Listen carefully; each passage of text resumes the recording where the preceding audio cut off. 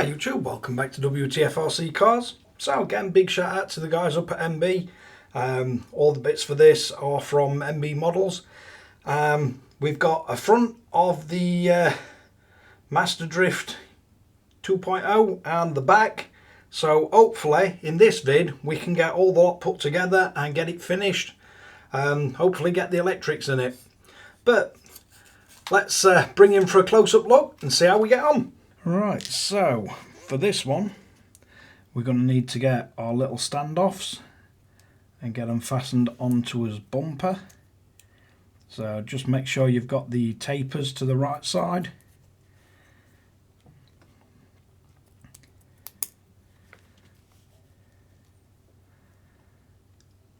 Not really sure how much of a bumper you need on a drift car.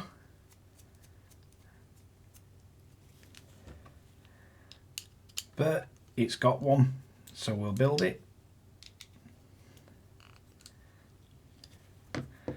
And then we're going to want to position this on the front and get the two screws in from the bottom. And again, these are all just the 2mm hex drive. And I always tend to leave them slightly loose till I get the opposite one in as well. But that should be what we end up with, and so far so good. Right, let's see what else we've got in store. Right, so moving on, looks like we're going to have to get this mounted, and this goes on the rear diff assembly and everything. So that should fasten on that way. I think that gives us the mounts for all the top deck and everything. So let's see what else we've got. So we just need to take this in bits. So basically we've got to build two of the battery straps up. So we want one of these and one of these shorter screws, and then we've got to fasten that on. These are slightly elongated, so probably going to have to adjust these to get us battery snug. But if we just nip that up, then we want one of those longer screws. We got one of those little O-rings.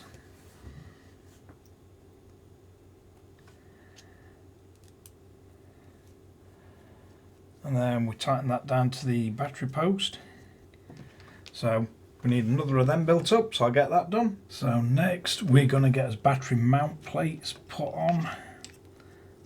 So basically we need to position them and then just get us 4 screws in. So I think, like most of it, just get 2 of these started and then do your best to try and line it up before you nip them down. And then we just need to tighten them up, and then we can move on to the next part. So for this bit we're going to have to take one of these longer screws, put it through, then we're going to position the weird looking spacer on top. Then get the carbon part on, and we're going to have to try and get one of these tiny little nuts on the top of it, and you're going to need the 1.5mm driver for these. And then before you tighten it up, get the other nut and bolt on. And then once you get them both in place, can tighten them down. The bolts don't really go through these nuts very far. I'm not sure if I'd thread lock them. Definitely going to be something that you're going to want to keep an eye on. Although the carbon is quite grippy, but we just need to get the opposite arm on, so I'll get that done. So moving on, we've got his battery post that we need to put in. And if you get a battery, just have a rough look, see if they're going to fit. I don't think any of the proper shorty packs are going to fit on these, so you're going to have to use the slimline low centre of gravity ones by the looks of it. For these we're fastening as little retaining clips down, and these are just held in with 2mm hexes.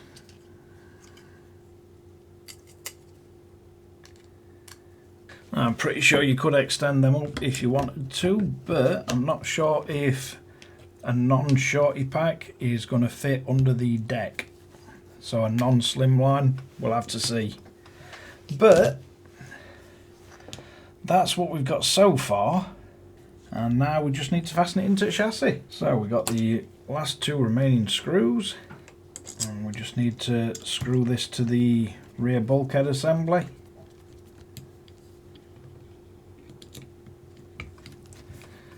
Now, I'm not sure why, but it does show to fasten this all the way up.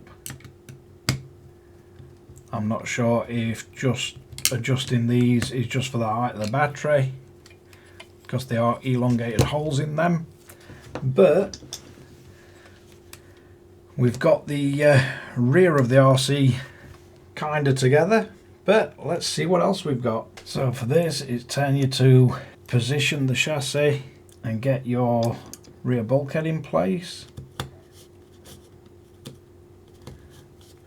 And then we've got to try and line it up and get some screws in. So as always, when they're going into these tapered head holes, I would do my best to try and line all four up before you get torquing any of these down. It just seems to make it easier positioning things and getting all four screws in. But once you've got all four in place, just gently tighten them down, and then once they tighten down, you can just nip them up and we can move on to the next bit. We're now getting something that kind of resembles a car, so let's carry on. Right, so looking at this, we need a centre post. So looks like this goes in the hole towards the back near the batteries, and then we get a centre post tightened up to it. So I'll just nip the screw up on that. Then once we've got that in place, looks like we can position the top deck. Then we've got four of these screws, so it looks like we're going to have one going into that post. We're going to have two going into the front bulkhead. I'm not going to torque any of these down just yet till I get everything in position. And then we got a curious contraption on the back which has got a bearing, so just for the sake of it I'm going to put a dab of oil on it, bearing oil. So the rear, it looks like we take one screw, one black washer, then a bearing, and then three of the tiny silver washers.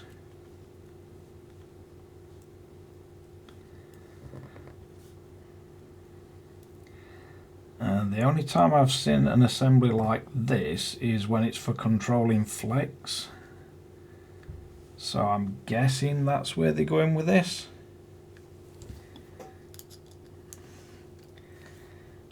I'm just going to have to tip this to the side slightly because I don't want all them little bearings, little washers flying everywhere till I get it started.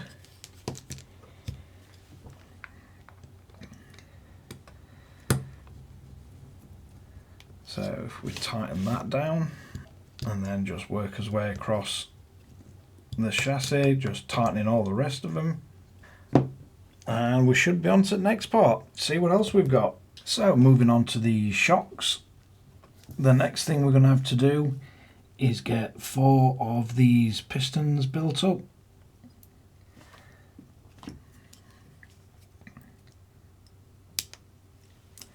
So you're going to want one of the little C-clip, E-clips, then on top of that you're going to want your piston, and then to close it off you're going to want another of these lovely little clips,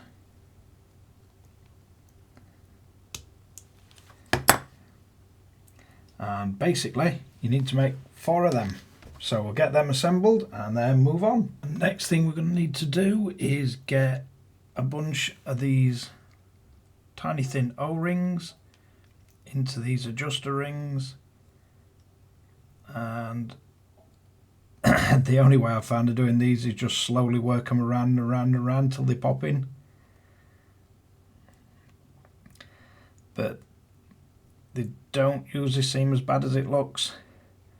Once you get them somewhere near, you can usually just tease them about a bit and they go in.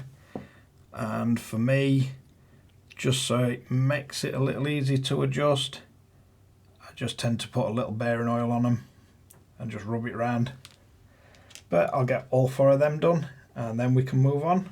So next thing we're going to need to do, once we've got these in place, we've got to get our collars and just carefully screw them on to the shock bodies.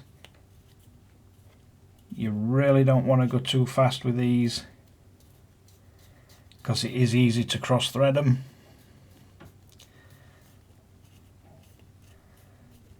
But you just want to get all 4 screwed on. So I'll get that done and see what else we got. So we should have all 4 of them screwed on. Next we're going to assemble the actual suspension or the shocks, and I like to use a bit of this O-ring grease and just get a bit on the actual O-ring that's going to seal, and I just find it makes them last longer and it generally gives it a better seal so it doesn't leak. But in each one of these we're going to have an O-ring,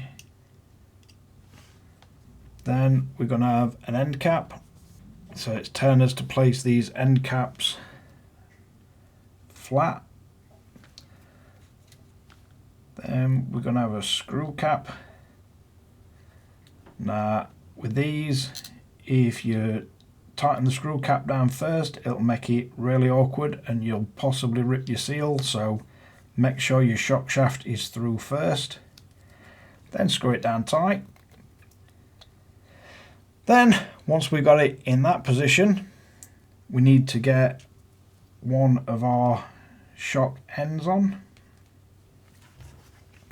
and you're going to need some shock pliers for this, and then you can just grip it, tighten the end down, and it says we should have 12mm gap, but looking at it,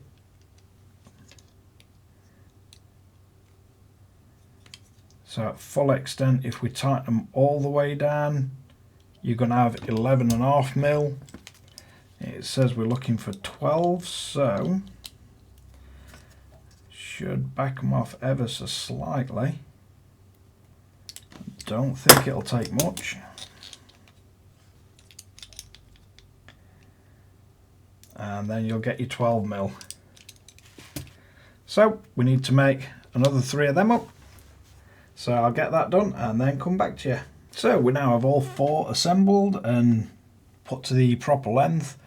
Next thing we're going to need to do is fill them all up. Now it does say shock oil 200.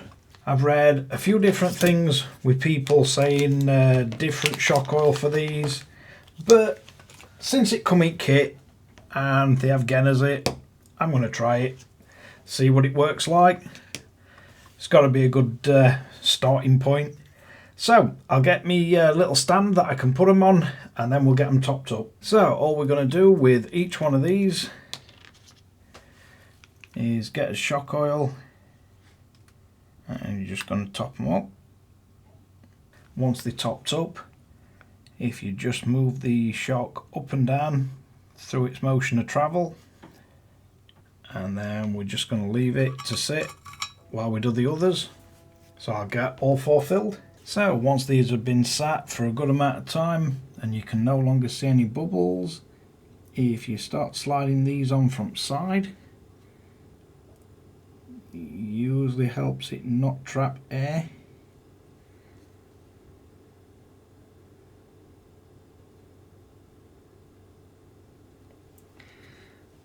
There's nothing to be worried about if you get oil coming out of them, because you're just going to wipe it all off anyway. Then we've got the tops for the shocks, and each one of these is going to have to be dropped in. Now it's not telling us to compress them before we put in these on, so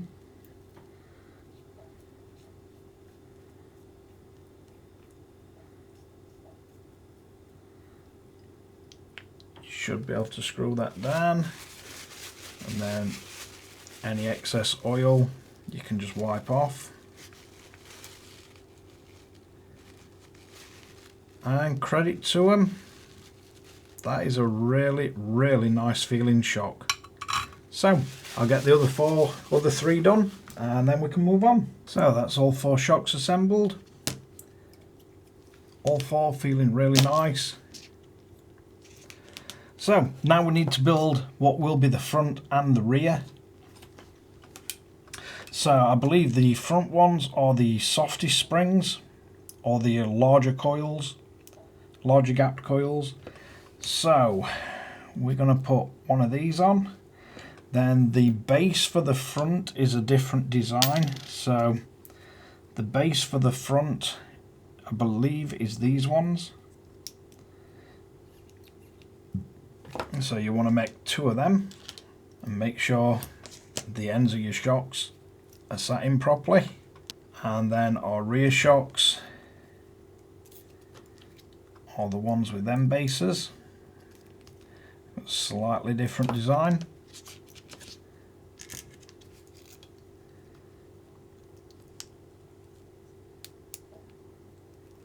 And again, make sure they sat on properly. So that's all 4 shocks built. Let's see what else we've got. So next thing it's asking us to do is get the bolt studs for the suspension fixed. So these just screw into the arms. So that's one side done.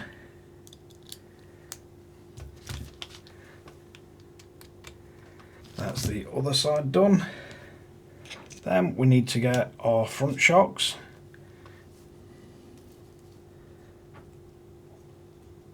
So let's see if they clip in.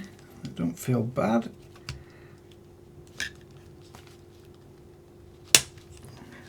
And that's not bad.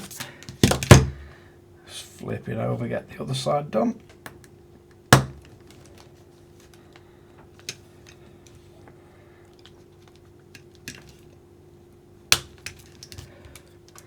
So that is our front suspension all put together. Does feel really smooth, quite impressed with it. So next we're going to go to the rear, and again we're going to want the ball studs, and the stock setting for this is just telling us to go for the centre position. And I must admit, this entire RC for the most part seems massively over-engineered.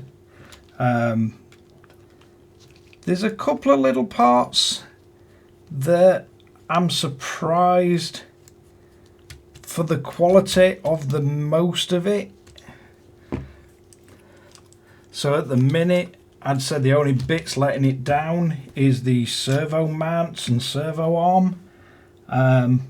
Potentially the turnbuckles could have been a bit nicer, but ultimately if they work and they perform as they should, I don't really care. And it's always nice to just have a few little bling bits that you can just add at a later date, because we all like tinkering and we all like adding bling. But very smooth action on the suspension, both front and rear. So let's see what else we've got. So next up, it's asking us to mount our receiver. For this one, anybody that watches the channel will probably already know there's only one receiver that I'm going to use in this type of RC, and that would be the INR4 GYB, simply because once we've got this in, we don't need a gyro. So we've got a steering that wants to go into channel 1.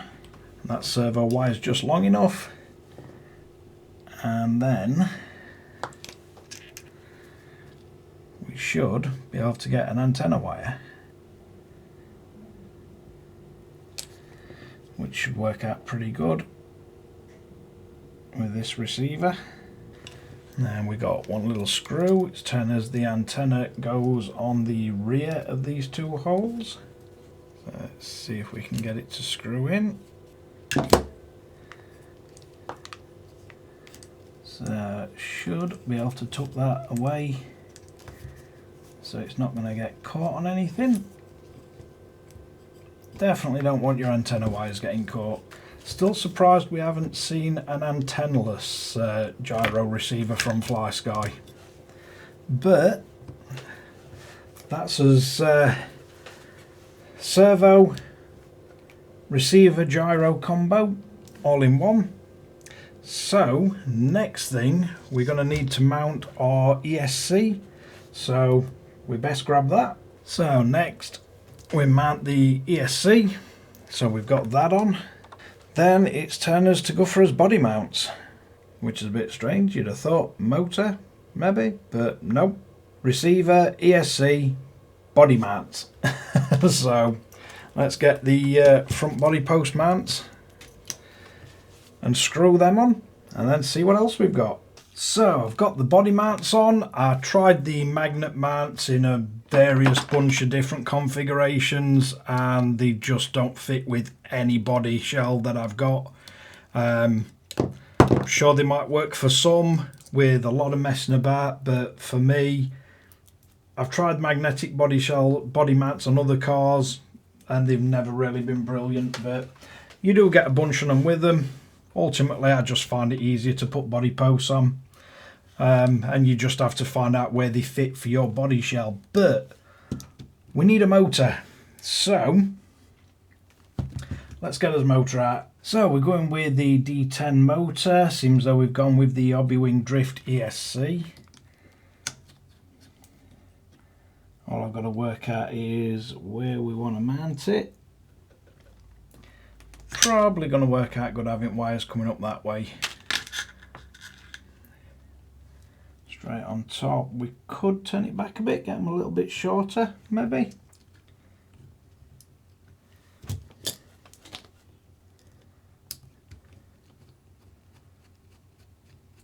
So I'll just get one just nipped up to hold it. With the lovely Hobbywing red, pink and whatever other colour it decides to go motor. And I think to try it, what we got, 48 DP, probably going to be a bit small. Yeah, it's probably going to be a bit small, this pinion, but I don't really need masses of wheel speed on the track that we went to last. And I won't be using these wheels, these are just something I had kicking about. And that should do us. Now all we need is a battery that we're going to be using, or something at similar size. So I can have a look how long we need our positive and negative power wires. So that's going to be these two. And I think I'll fetch them over at top this way. So I think positive will get away with it being that long. So we're going to go positive to there, negative a bit longer,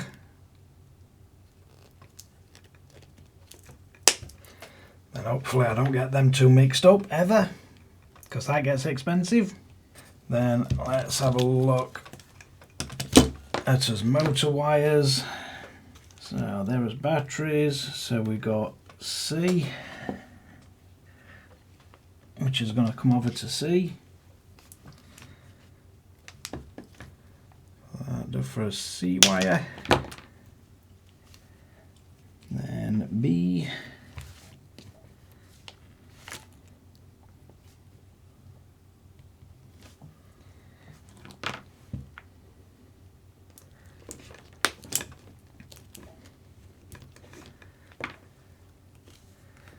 And then we just need a A wire to look nice and tidy.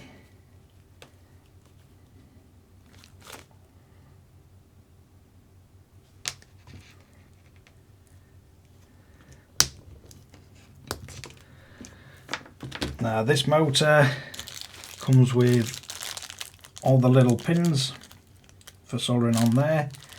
So I think I'm going to get these soldered on, send some plugs for the ESC, and we should be about done. Just need to fit the ESC fan. Well, they'll pretty much have it. It's all built. That servo's definitely quick enough, and it's pretty quiet.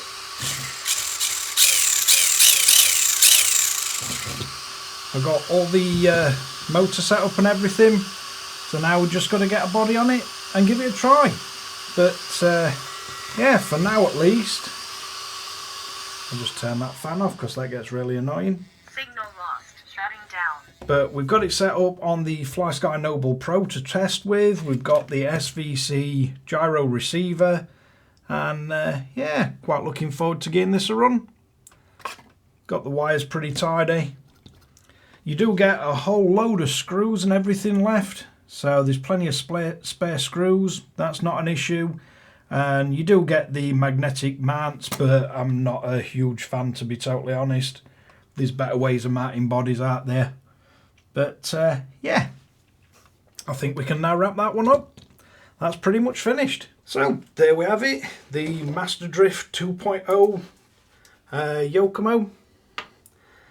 We have magnets stuck to the bottom of it, but it's pretty nice to build, pretty enjoyable. Don't think it'd be a problem if you wanted to run the bigger batteries in there. You'd just find something to stick under it just to hold it down. But they are set up for the slim. Likewise, if you just wanted to extend the screws on them, you could use that to hold the batteries down still, wouldn't be an issue. ESC fits really nice, and I think you'll agree the Hobbywing speed controller and motor and the Yokomo servo definitely fit well with this build. It's certainly a whole lot of bling, but hopefully I'll be able to get some running videos of this when we get to track. But yeah, thanks again for watching Wtf Rc Cars. If you like this kind of content, don't forget to like and subscribe, hit the notification bell, share to friends and family, and catch you guys again in the next one.